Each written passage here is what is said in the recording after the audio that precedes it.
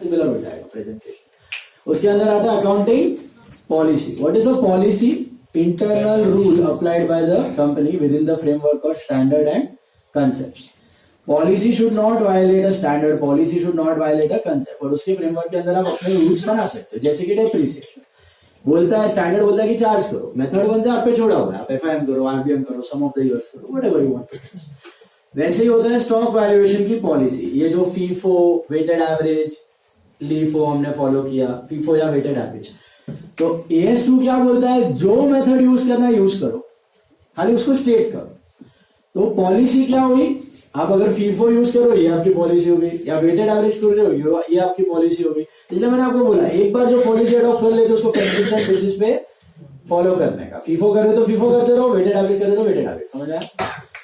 RDD की policy होती है, अगर बिजनेस डिसाइड करे कि RDD रखना है या नहीं, दैट्स अ पॉलिसी। रखना है तो कितना रखना है, that is an estimate, 6%, 5%, that is called accounting estimate.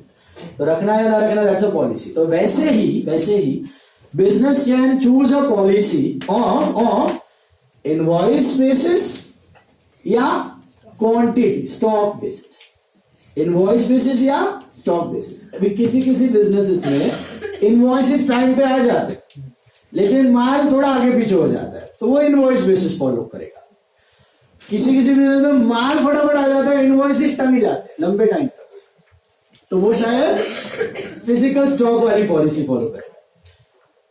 और अपने पास सपोज कुछ इंफॉर्मेशन नहीं दिया है कि स्टॉक बेसिस पे है या इनवॉइस बेसिस पे है, तो अज्यूम करने का फर्स्ट कम फर्स्ट सर्व। क्या अज्यूम करने का? First come. मतलब पहले इनवॉइस आया तो भी हम ओनर है, पहले स्टॉक आया तो भी हम ओनर है। फर्स्ट कम फर्स्ट, जो पहले आया वो, in the absence of any information. Is this clear? क्या बोला सुना? कोई बिजनेस इनवॉइस पहले आता है तो ओनर बन जाते हैं, कोई बिजनेस माल पहले आता है तो ओनर बन जाते हैं। जाते वक्त भी ऐसा है, सेल्स के वक्त भी इनवॉइस पहले गया ओनरशिप चली गई, माल पहले गया तो ओनरशिप चली गई। कोई बिजनेस फर्स्ट कम बोला, जो पहले गया हो। ईयर एंडिंग से पहले इनवॉइस चला गया, ओनरशिप दे, माल चला गया, ओनरशिप दे। Is it clear? तो it depends on the policy of the business. वो पॉलिसी आपको मेंशन करके दिया होगा सब में, अगर नहीं दिया तो क्या अज्यूम करने का? तो इन अवर एग्जाम्पल, अगर 28 मार्च को इनवॉइस आ गया लेकिन माल नहीं आया तो भी आप ओनर हो, और 28 मार्च को माल आ गया लेकिन इनवॉइस नहीं आया तो भी आप ओनर हो। 31 मार्च को आप उन स्टॉक्स के ओनर बन जाओ। समझा? तो फर्स्ट कम फर्स्ट सर्व वाला अजम्पशन यूज करने का। नाउ सी सम नंबर 24th सम देखो। Alpha limited 24 Alpha Limited prepares accounts on 31st March every year. 31st March 2007 its stock taking expert was ill. देखो भी ये भी है. And the preparation of physical inventory was delayed until 3rd April. लेकिन 2 दिन में ठीक हो गया. So 31st मार्च को बंदा इल था, स्टॉक टेकिंग एक्सपर्ट जो काउंट करता है, स्टॉक टेकिंग एक्सपर्ट, वो इल हो गया। तो 3rd अप्रैल को आपकी स्टॉक टेकिंग गई। तो 3rd अप्रैल को आपने जब काउंट किया तो आपके गोडाउन में कितना था? Stock was estimated at cost to be around 2,40,000। Note शुरू करते हैं। Physical stock on 3rd April was 2,40,000। मिला? ये लो। An examination of the inventories and related financial records discloses that between 1st and 3rd April, sales totaled 40,000 rupees, including 20,000 in respect of the goods which left the warehouse on 29th March 2007 and 4,000 in respect of the goods not dispatched until 12th April, the rate of gross profit to sales was 30%. पहले तो आपको बोला गया, ये बात समझ में आया, 3 अप्रैल को फिजिकल स्टॉक टेकिंग हुआ है. अब 1 से 3 अप्रैल के बीच में टोटल सेल कितने हुए? 40,000. उसके अंदर इट इंक्लूडेड 2,000 and 4,000 के कुछ गुड्स, 2,000 के गुड्स डिस्पैच हो चुके आई थिंक 29 मार्च को, और 4,000 के 12 अप्रैल तक डिस्पैच नहीं हुआ. बराबर है? तो वो इंक्लूडेड है. ऐसा इंक्लूडेड दिया है ना तो वही इंक्लूडेड रहेगा, नहीं तो सब अलग रहेगा. तो बेसिकली यहाँ पे कहने से देयर आर 3 सेल्स हैपनिंग. तो उन तीनों सेल का नोट अलग से बनाने का, ओके, और इज्जत से बनाने का. तो वर्किंग नोट देख लो यहाँ पे. I break down the sales into 3 parts. एक देखो 40 के अंदर पड़ा है ना, 2 और 4 क्या वो, तो मैं उसको 3 पार्ट में डिवाइड कर दूंगा. एक लूंगा मैं 34,000 के सेल्स, एक लूंगा मैं 2,000 के सेल्स, और एक लूंगा मैं 4,000. 3 पार्ट में सेल को डिवाइड किया. 40 है ना, तो 40 का ही टुकड़ा कर दिया ना. अभी ये जो 34,000 के सेल्स है, हाँ, इनका कुछ इन्फो है तो आप क्या अज्यूम करोगे? इनका जो डिस्पैच, जो फिजिकल माल है और जो इनवॉइस है, दोनों साथ में क्या होगा? क्योंकि एक्सेप्शन तो वो 2 और 4 वाले हैं. 2 वाले का माल 29 को गया है, 4 वाले का माल 12 अप्रैल के बाद गया है. व्हाट अबाउट दिस 34 वाले का माल? ये तो इनवॉइस के साथ ही गया है. सेल होने का मतलब क्या? वो इनवॉइस के साथ माल भी डिस्पैच हो गया. इनवॉइस होना मतलब सेल बोलने के वक्त, तो सेल हुआ मतलब उसके साथ माल भी चला गया. तो कहना है से 34,000 का invoice and physical stock, invoice and physical stock दोनों कब डिस्पैच हुआ है? 1st और 3rd के बीच में. Is that right? ये समझ में आया? 34,000 का बिल भी चला गया 1 और 3 के बीच में, और माल भी चला गया 1 और 3 के बीच में. और हम लोग कौन सी पॉलिसी अज्यूम करेंगे? फर्स्ट कम फर्स्ट सर्व, मतलब फर्स्ट गॉन फर्स्ट सर्व. जो पहले हुआ वहां पे ओनरशिप चले गई. सॉर्टेड यहां तक? चलो अभी सोच के बताओ मुझे, are you the owner of these goods on your end? Yes. 31st को आप ओनर थे, उसके बाद गया इनवॉइस, 1st, 2nd या 3rd को गया है ना. Are these goods in the physical inventory on 3rd April? No, क्योंकि माल जा चुका है. तो what am I supposed to add? But what am I supposed to add? The cost price. I find out the cost price. C plus P, SP. क्या है percentage profit? 30%. 30% on sales. तो ये 100 है, ये 30 है, ये 70 हुआ. तो I know the selling price which is 34,000. Yes. तो करस्पॉन्डिंग आपका कॉस्ट कितना? 23,800. So 23,800 I will add. Hello, correct. ये पार्ट समझ में आया? ये तो मेरे हुए नॉर्मल सेल्स. हेलो, जिसका माल और जिसका इनवॉइस दोनों साथ में निकल गए हैं. अब दूसरा वाला पढ़ते हैं. 2,000 in respect of the goods. क्या दिया? 2,000 in respect of the goods will left the warehouse on 29th March. 29 मार्च को अभी ये सीन क्या है 2000 का? इसका ना फिजिकल स्टॉक कब निकल गया है? 29th मार्च को. और इसका इनवॉइस कब निकला है आपका? 1 और 3rd के बीच में, इसलिए वो 1 और 3 का सेल में. तो सीन क्या है? 29 मार्च को माल निकल गया, 1 और 3 के बीच में इनवॉइस निकल गया. ठीक है, सोचो. 29 को. Are you the owner of these goods from 31st? Why? 29 को माल लिया तो ओनरशिप भी गया. ओनरशिप भी चला गया. तो ओनरशिप तो नहीं है, आप ओनर तो नहीं हो, क्योंकि फर्स्ट कम फर्स्ट गॉन. तो गुड्स चला गया 29 मार्च को, तो ओनरशिप गई है कि नहीं? समझ आया? तो माल गया तो ओनरशिप गई. तो you are not the owner. Are these goods in the physical inventory on third? वो भी नहीं है, क्योंकि 29 को ही जा चुके थे, तो मतलब नो इफेक्ट। इसका कोई इफेक्ट आने वाला है?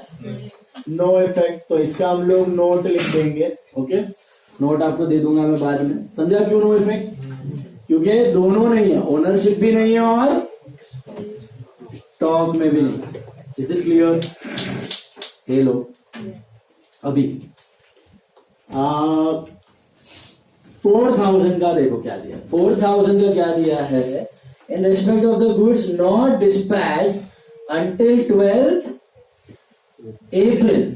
अंटिल 12th अप्रैल मतलब इसका सीन क्या है? इसका physical stock 12th April. 12th April को गया और इसका इनवॉइस 1 और 3। इनवॉइस तो सबका 1 और 3 के बीच में ही गया। इनवॉइस तो सबका 1 और 3 के बीच में गया। माल खाली थोड़े बहुत आगे पीछे डिस्पैच हो गया। इसका साथ में गया, इसका पहले चला गया, इसका बाद में जाए। ओके, तो सोचो इसमें आप 31 मार्च को इसके ओनर हो या नहीं? नहीं. है कि नहीं? फर्स्ट कम फर्स्ट सर्व है ना। तो पहला इनवॉइस कब गया है? 1 से 3 के बीच। माल तो और आगे गया है ना 12 को। तो 31 मार्च को ओनरशिप है कि नहीं है? है ना, तभी तो 1 और 3 के बीच में गया है इनवॉइस आपका। तो ओनर है। अच्छा, are the goods in physical stock on 12th April? 12th April को स्टॉक में भी पड़ा है। क्यों क्यों क्यों? क्योंकि अंटिल 12th के बाद फिजिकल स्टॉक से निकला है। तो ओनर भी हो और स्टॉक में भी पड़ा हुआ है, तो कुछ भी करने की जरूरत नहीं है। इसका भी नोट समझा? ओनरशिप का लॉजिक क्या है? माल या इनवॉइस जो पहले गया वहां पे आपकी ओनरशिप गई। तो ये गुड्स का इनवॉइस 1 से 3 के बीच में गया और माल 12th अप्रैल को गया। तो वी आर टॉकिंग अबाउट 31 मार्च। तो 31 मार्च को आप इसके ओनर है कि नहीं है? ओनर तो है। माल भी बड़ा है, इनवॉइस भी बड़ा है, तो डेफिनेटली ओनर है, हम ही ओनर। बोल, समझा कि नहीं? Which one? This one. 34 वाले का इनवॉइस भी 1 और 3 के बीच में गया, माल भी 1 और 3 के बीच में गया। Are you the owner on 31 March? Yes और नो? यस, क्योंकि 1 और 3 के बीच में जा रहा है जो भी है, स्टॉक और माल दोनों साथ में गया 1 और 3 के बीच में। Are these goods in the physical inventory on 3rd? How? 1 और 3 के बीच में निकल गया। You are supposed to add, क्योंकि 3rd के स्टॉक को पकड़ के आप 31 का ढूंढने वाले हो। तो 3rd के स्टॉक में नहीं है, 31 में होना चाहिए था। So you are supposed to add. Is this clear? नया क्वेश्चन दिमाग में? पक्का पक्का कंसेप्ट समझा? First come first service. जो पहले गया, सेल पहले तो भी ओनरशिप गई, माल पहले तो भी ओनरशिप। ओके, चलिए सेकेंड वाला बढ़िया, देखो क्या दिया। Returns from customers totaled 6,000. What is that return? Sales return. अब कुछ दिया है, माल, इनवॉइस सब साथ में। सेल्स रिटर्न डायरेक्टली मतलब 1 और 3 के बीच में माल आया, कस्टमर से माल आया, 1 और 3 के बीच में आया। तो are you the owner of these goods on 31st March? No, definitely no. Okay, बाद में आया। Are these goods in the physical inventory on 3rd? Yes, माल आ चुका है 1 और 3 के बीच में। So what am I supposed to do? Minus sales returns at CP. CP ढूंढना पड़ेगा इसका भी आपको। 6,000 है तो X करके ढूंढो, तो this is 4,200 मिला। Hello, 4,200. Is it clear?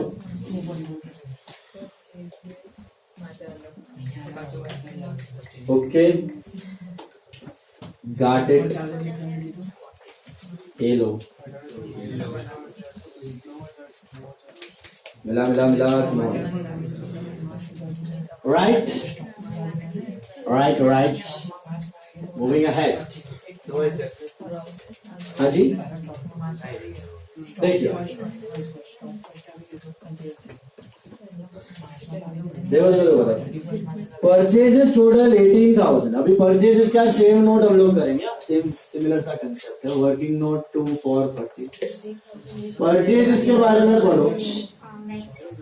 18,000 included 6,000 of goods received in March 2007 and 3,000 of goods received on 10th April 2007। तो टुकड़ा टुकड़ा कर दो इसका, कितना होगा? 9, 6 and 3 9, 6 and 3 समझ में आ रहा है? 9, 6, 3 ओके। पहले ये 9,000 वाले को पकड़ो, नॉर्मल परचेज। नॉर्मल परचेज मतलब क्या आप बता सकते हो? इसका invoice and stock, physical stock कभी आया है आपका 1 और 3 के बीच में? यस और नो? इसका माल और फिजिकल स्टॉक दोनों 1 और, देखो इनवॉइस सबका 1 और 3 के बीच में ही आया, तभी उसको परचेज बोलते हैं। सेल कैसे 1 और 3 के बीच में इनवॉइस गया, परचेज का भी इनवॉइस 1 और 3 के बीच में ही आया, इसीलिए उसको परचेज बोलते हैं। स्टॉक भी इसका 1 और 3 के बीच में कब आया? स्टॉक और इनवॉइस 1 और 3 के बीच में आया। Are you the owner on 31st March? क्योंकि 1 और 3 के बीच में आया। Are you goods in the physical inventory? No. 1 और 3 के बीच में माल आया ना, तो what am I supposed to do? Minus purchases which is 9,000। वो तो कॉस्ट पर ही होता है, उसका तो सीपी ढूंढना नहीं है आपको। जा रहा है भेजे में जा रहा है। देन लिसन, 6,000 का परचेज, इसका क्या दिया है? पढ़ो। द 6,000 के गुड्स वेर रिसीव्ड इन मार्च 2007। तो बेसिकली इसका फिजिकल स्टॉक मार्च में आ गया है, और इसका इनवॉइस कब आया है? 1 और 3 के बीच। ओके,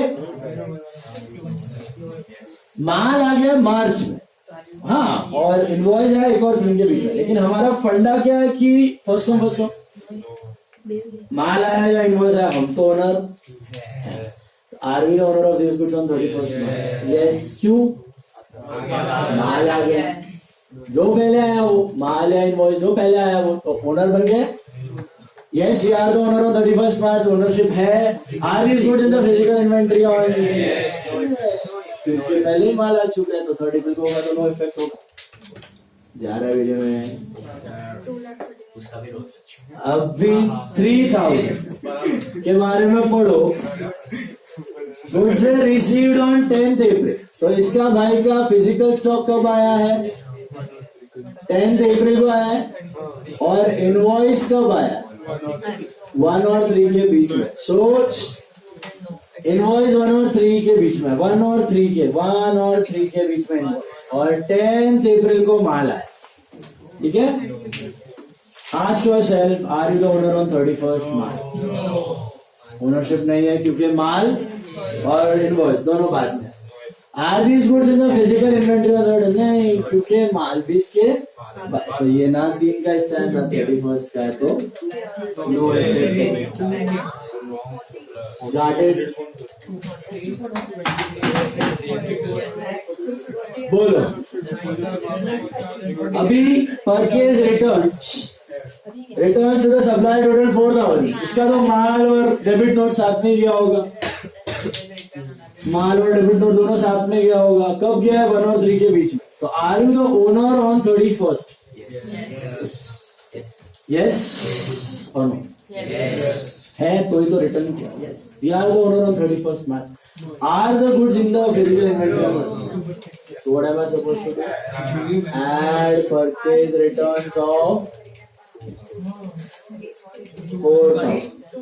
उसके बाद there were arithmetical errors in the stock sheets on 3rd April resulting in an overvaluation of 4,600. Overvaluation है, minus करो, undervaluation है, arithmetic error है, calculation error है, less calculation error 4,600. What's your 250. 1,000? Exact. 2,50,000. Simple. मिला? इसका बना लो, स्टेटमेंट बना लो फटाफट, खुद से बनाओ, फिर नोट देता हूँ। नेक्स्ट साइड है ना बेटा, खत्म हो गया। चलो आप नेक्स्ट साइड पे स्टेटमेंट बनाओ, इसका नोट लिखवा दूंगा।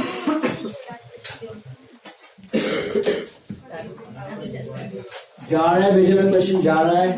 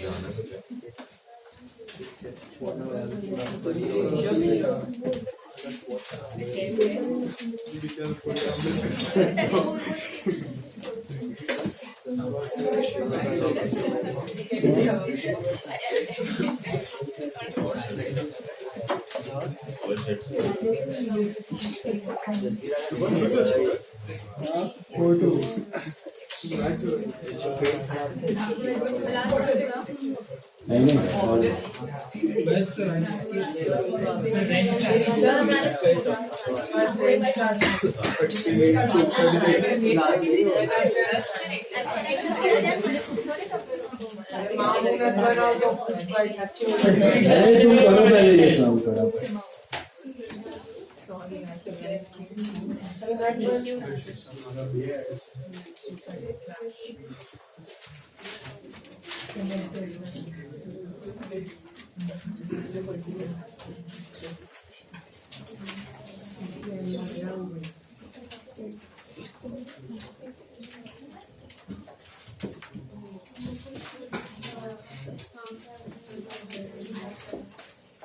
स्टेटमेंट हो गया।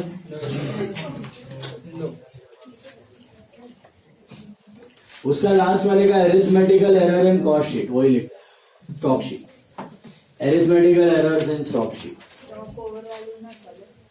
ओवर वैल्यूड नहीं हुआ ना ये, अरिथमेटिकल एरर्स, कैलकुलेशन एरर लिखो या arithmetical error stock sheet. Question में दिया है सेम।